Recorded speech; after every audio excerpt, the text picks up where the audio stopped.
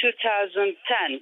And a mine worker I have told me that the conditions of the equipment and the working situation was better when the state was here, before it's privatized.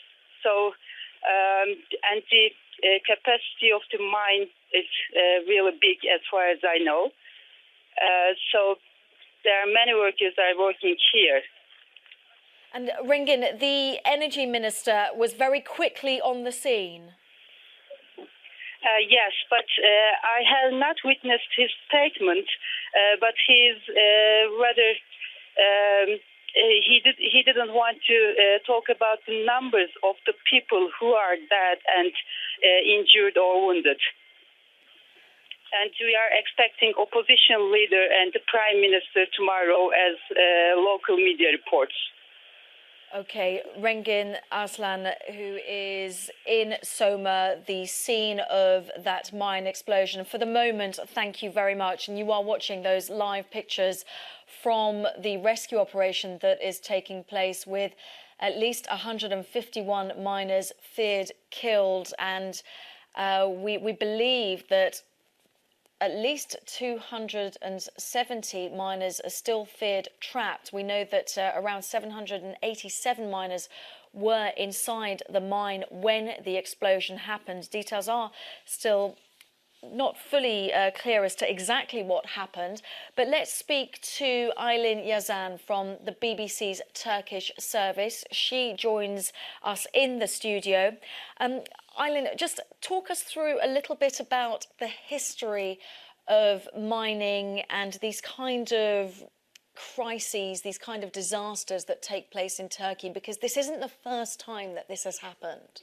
Yeah, the safety record of Turkey's coal mining industry is far behind than most of the industrial nations. Since 1941, some 3,000 coal miners died because of such incidents, and more than 100,000 coal miners are wounded. The worst mining accident in Turkey's history happened in 1992 in Zonguldak, north province of Turkey, where 263 miners died because of explosion and carbon monoxide poisoning. And this latest one seems to be one of the worst accidents in Turkey's history as well. Well, we know at the moment that it's feared that 151 possibly miners have been killed in this, and of course a rescue operation is still taking place for anybody trapped inside. Now, we heard Rengin talk about this particular mine, that it had been privatized and that it's a large mine. What more do you know about it? Actually, locals say that the mine was inspectors was there in March, and they say that everything was okay with the mine.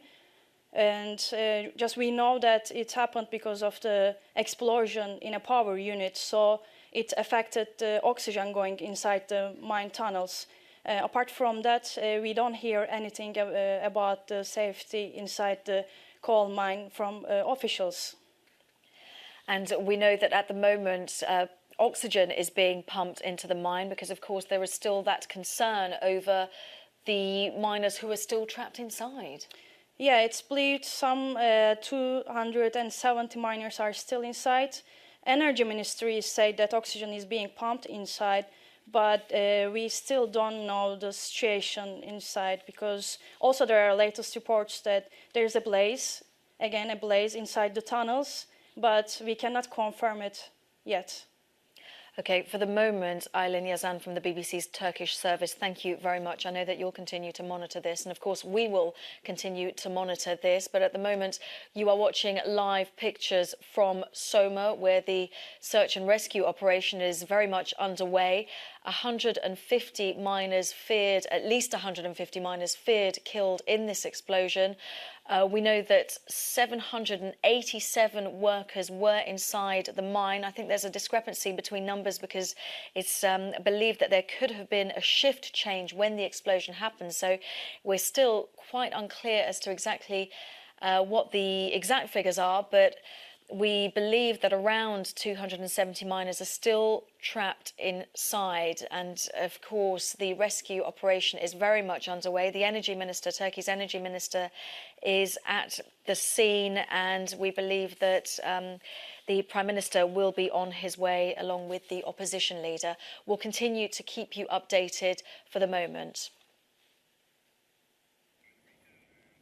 Moving now to developments in Australia, and the country was one of the success stories during the global economic downturn, with its reserves of raw materials helping to keep the economy fairly stable. So it has perhaps come as a bit of a surprise that Tuesday's budget is one of the toughest in recent memory. Let's take a look at some of the headline-grabbing policies.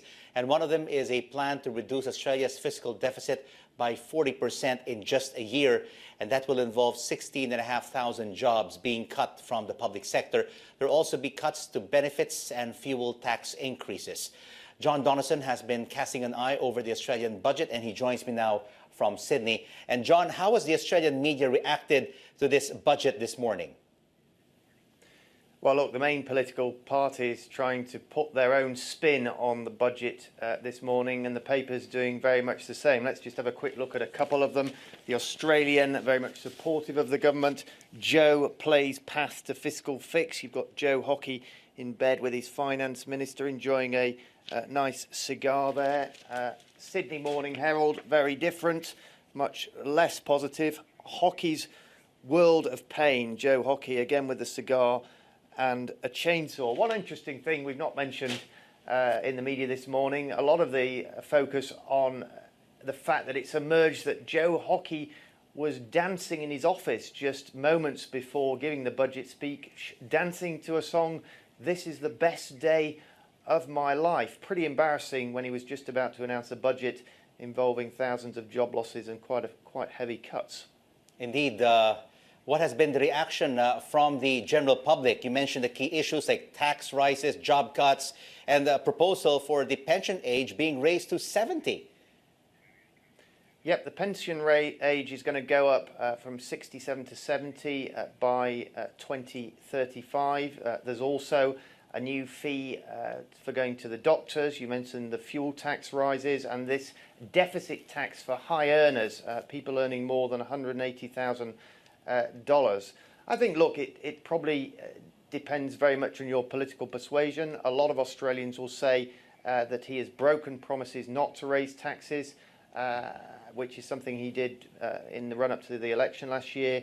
I think others will say they see it as a positive step, reducing the deficit and reducing what they saw as excessive